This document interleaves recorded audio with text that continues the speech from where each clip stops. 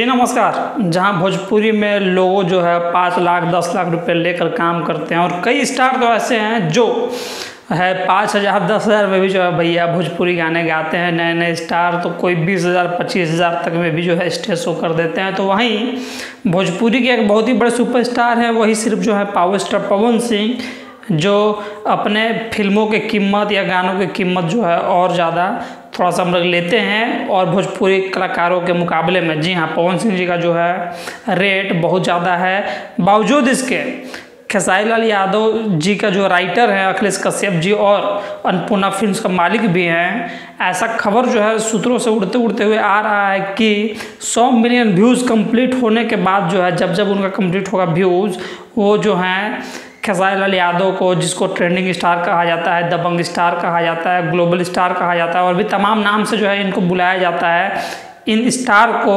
अखिलेश कश्यप जो है अन्नपूर्णा फिल्म्स के मालिक और उनके राइटर भी उन्हें जो है ऑडी कार, जी हाँ ऑडी कार जो है गिफ्ट देंगे 100 मिलियन व्यूज़ कंप्लीट होने के बाद उनके हर गाने पे। जी बिल्कुल ऐसा जो है सुनने में आ रहा है।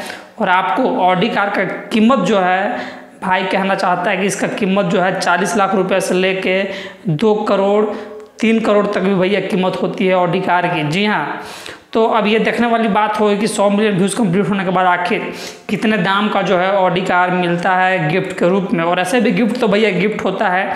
आप इस बारे में क्या कहना चाहते हैं कि क्या ये भोजपुरी के लिए बहुत ही बढ़िया शुरुआत है और भोजपुरी का जो बजट है वो कहीं ना कहीं बढ़ता हुआ अब दिख रहा है एक ऑडी कार का कीमत से। जी, तो आप इस बारे में क्या कहना चाहते हैं? आपको क्या लगता है कि ये जो खबर है सच है या झूठ है? आप कमेंट करके बताइए। हम मिलते हैं आपसे अगली बार। तब तक जय हिंद, नमस्कार।